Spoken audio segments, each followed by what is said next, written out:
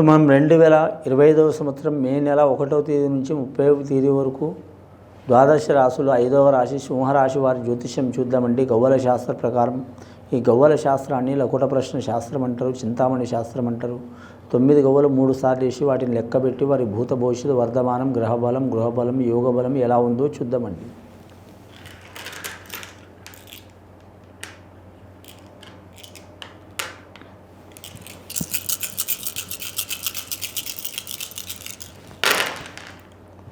సింహరాశి జాతకంలో 8 గవ్వలు పడ్డాయండి. అష్టదిక్పాలకులు,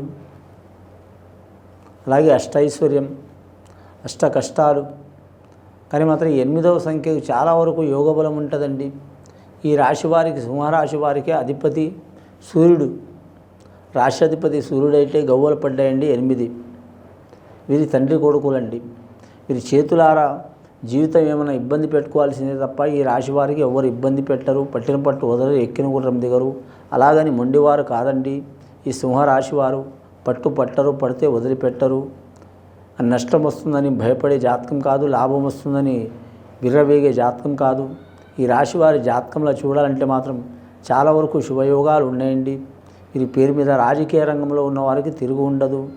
వారు మాత్రం ప్రతిపక్షంలో ఉన్న, అధికార పక్షంలో ఉన్న, విపక్షంలో ఉన్న కలిసి వచ్చే అవకాశం ఉంటుంది. సింహరాశి వారి జాతక బలానికి విదేశానం ఏరే దేశం ఏరే రాష్ట్రం వెళ్ళాలనుకునేవారు కూడా వీరికి కలిసి వచ్చే అవకాశం ఉంటుంది. అలాగే పెద్ద పెద్ద హోదాలు ఉండే అవకాశం ఉంటుంది వీరి జాతక బలానికి. పెద్ద పెద్ద బిజినెస్లు కూడా ప్రారంభించే అవకాశం ఉంటుంది వీరి జాతక బలానికి. పెద్ద పెద్ద గృహ నిర్మాణాలు చేసే అవకాశం కూడా ఉంటుంది. వీరి మాట అనేది కట్టుబాటు ఉంటుందండి. వీరి మాట అయిన 10 మంది బాగుపడే లక్షణం ఉంటుంది, కానీ నష్టయోగం అయితే ఉండదు. సింహరాశి వారి మకా నక్షత్రం వారు ఖచ్చితంగా శ్రీశైలం మల్లికార్జున స్వామి సందర్శనం చేయడం మంచిది. అక్కడ నిద్ర చేసి మాత్రం ఆ శ్రీశైలం మల్లికార్జున స్వామికి మాత్రం ఖచ్చితంగా వీరు మాత్రం రుద్రాభిషేకం చేయించుకోవడం చాలా వరకు మంచిది. పాతాళ గంగలు దిగి ఆ గంగమ్మకు పూజ చేసి అటునుంచి అలాగే సాక్షి గణపతికి పూజ చేసి అలాగే కామాఖ్య దేవత అని ఒక దేవత ఉంటుంది, అమ్మవారికి పూజ చేస్తే చాలా వరకు మంచిది.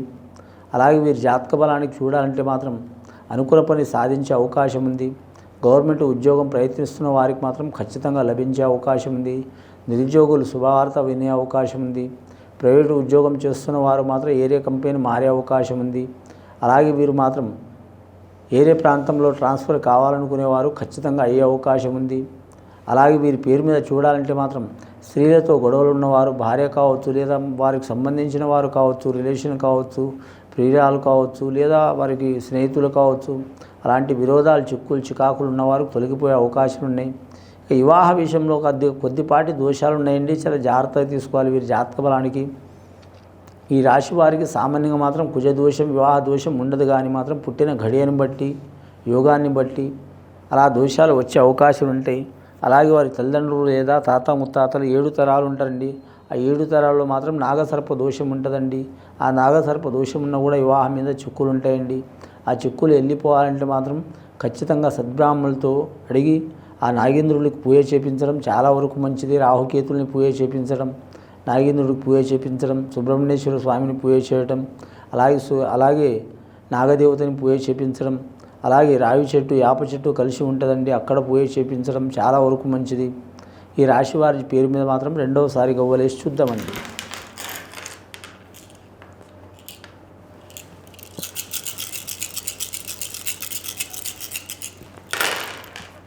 రెండవసారి గవ్వలేస్తే 4 గవ్వలు పడ్డాయండి. తూర్పు, పడమర, దక్షిణం, ఉత్తరం. వీరికి మాత్రం తూర్పు మూల అచ్చుబాటిచ్చే అవకాశం ఉందండి. పడమర మూల ఇబ్బందులు పెట్టే అవకాశం ఉంది. ఉత్తర మూల కలిసి వచ్చే అవకాశం ఉంది. దక్షిణ మూల దరిద్రం ఉంటుందండి వీరి జాతక బలానికి.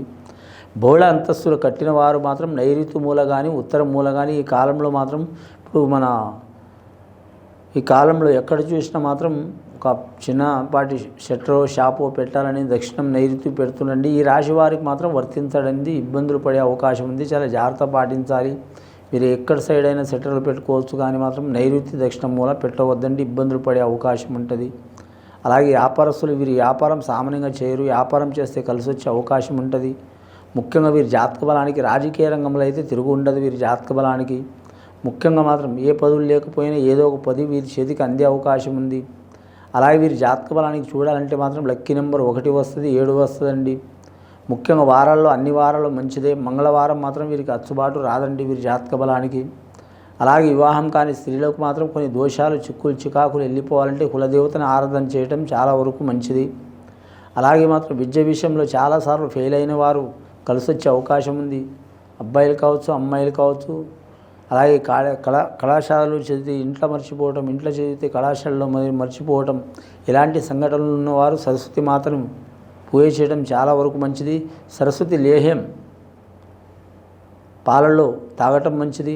అలాగే సరస్వతి చూర్ణం కూడా పాలలో, నీళ్ళలో, గోరువెచ్చటి నీళ్ళలో తాగటం మంచిది. దాని మూలంగా చిక్కులు, చికాకులు వెళ్ళిపోయే అవకాశం ఉందండి. మూడవసారి గవ్వలే చూద్దామండి. 12 గవ్వలు పడ్డాయండి.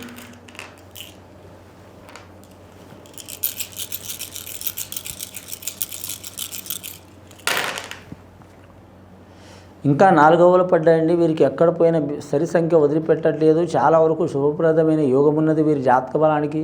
కానీ రాహు మహర్దశ చాలా ఉందండి. రాహుకు 8వ సంఖ్య శనేశ్వరుడికి చాలా వరకు మాత్రం దగ్గర యోగబలం సన్నిహితులు కాబట్టి వీరి జాతక బలానికి వీరికి చెడు సన్నిహితులు దగ్గరయ్యే అవకాశం ఉంది. అంటి ముట్టనట్టుగా ఉండటం మంచిదండి. ఎంత చెడ్డవారైనా సరే మన ఇంటికి వస్తే మన అతిథి దేవుళ్ళతో సమానం అంటారు. అతిథి దేవోభవ అంటారు. కాబట్టి అంటి ముట్టకుండా ఉండటం మంచిది. తొందరగా ఏ నిర్ణయాలు వీరికి మాత్రం ఇవ్వవద్దండి. ఈ పని చేయాలి అంటే మాట ఇవ్వద్దు, చూద్దాం, సరేలే ఒక కొద్ది రోజులు టైం ఇవ్వండి అనటం చాలా వరకు మంచిది. వీరి జాతక బలానికి పెద్దల ఆస్తి కలిసి వచ్చే అవకాశాలు ఉన్నాయి. పోలీస్ స్టేషన్ కిరికిరులున్నా, లేదా భూమి తగాదలున్నా, లేదా గృహ తగాదలున్నా, లేదా వాహనం తగాదలున్నా, లేదా మాత్రం సంసారంలో కళ్యాణంలో తగాదలున్నా, కోర్టు చిక్కులు, చికాకులున్నా అవి తొలగిపోయే అవకాశాలు ఉన్నాయి. కానీ వీరి జాతక బలానికి మాత్రం షష్టగ్రహ కూటమి మూలంగా మాత్రం అన్ని రాశులతో పాటు ఈ రాశి వారికి కూడా మాత్రం ఇబ్బందులు, చిక్కులు, చికాకులు చాలా ఉన్నాయి. కాబట్టి నవగ్రహాలు ధ్యానం చేయటం, అలాగే సద్బ్రాహ్మణుని సత్కారం చేయటం, అలాగే సుదర్శన యాగం చేయటం, అలాగే మాత్రం మల్లికార్జున స్వామిని దర్శనం చేయటం చాలా వరకు మంచిది. అన్నదానం, గోదానం, భూదానం, సువర్ణదానం ఏది చేసినా చాలా మంచిది. అన్నిటికంటే గొప్పది మాత్రం అన్నదానం అండి. కానీ మాత్రం 100 మందికి చేసినా, 10 మందికి చేసినా, 1000 మందికి చేసినా ఒక్కరి కడుపు నిండిందనుకో అన్నదాత సుఖీభవ సారు నాయన కడుపు చల్లగుండా అని అంటారు. మనం లక్షలు ఇచ్చినా, కోట్లు ఇచ్చినా, బంగారం ఇచ్చినా ఇంకా కావాలనుకుంటారు. కాబట్టి అన్నదానం శ్రేష్టం వీరి జాతక బలంలా. అలాగే వీరి పేరు మీద చూడాలంటే మాత్రం ముఖ్యంగా వ్యవసాయదారులకు కలిసి వచ్చే అవకాశం ఉంది. పౌల్ట్రీ రంగం వారికి కలిసి వచ్చే అవకాశం ఉంది. మత్స్య వ్యాపారం చేసేవారు, లీజుకు తీసుకున్నవారు కూడా కలిసి వచ్చే అవకాశం ఉంది. గత కొన్ని సంవత్సరాల నుంచి పడుతున్న చిక్కులు, చికాకులు తొలగిపోవాలంటే మాత్రం వీరికి కులదేవతను ఆరాధన చేయడం చాలా వరకు మంచిది. పెద్దల మాట ప్రకారం నడవడం చాలా వరకు మంచిదండి. ఇంకా స్త్రీలతో విరోధాలు వచ్చే అవకాశం ఉన్నాయి కాబట్టి చాలా దూరం ఉండటం మంచిది. మొత్తం 16 గవ్వలు పడ్డాయండి. 16వ గవ్వలు చాలా వరకు శుభ సంఖ్యనండి. ఒకటి సూర్య మహారదశ, ఒకటి శుక్ర మహారదశ. సూర్యుడు మాత్రం చాలా వరకు వెలుగిస్తాడు, శుక్రుడు మాత్రం వీరికి అదృష్టం ఇస్తాడు. ఈ రాశివారి జాతకంలో చూడాలంటే మాత్రం పుబ్బా నక్షత్రం వారికి కూడా కలిసి వచ్చే అవకాశం ఉందండి. ఈ పుబ్బా నక్షత్రం వారు మాత్రం మహాలక్ష్మి దేవతని, విష్ణుమూర్తిని పూజ చేయడం మంచిది. వీరి జాతక బలానికి సత్యనారాయణ స్వామి వ్రతం చేయడం కూడా చాలా మంచిది.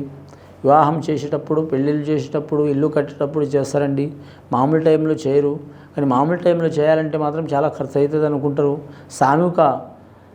సామూహిక సత్యనారాయణ స్వామి వ్రతం చేయటం కూడా చాలా మంచిది.